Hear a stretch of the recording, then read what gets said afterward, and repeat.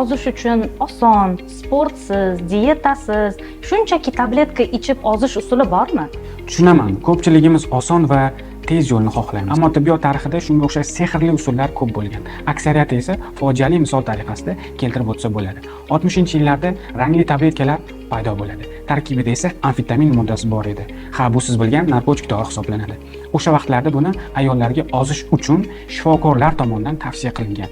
Natijasida esa ko'nikib qolish, ruhiy kasalliklar va ba'zan o'lim holatlariga ham olib borgan. Har bir davrning o'ziga xos uslubi bo'lgan.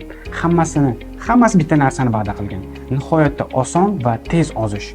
Ammo natija hech ham ko'ngildagidek bo'lmagan. Xulosa shuki, agar sizga kimdir hech qanday harakatsiz ozishni va'da qilsa, ishonmang. Demak, u yolg'on gapiryapti.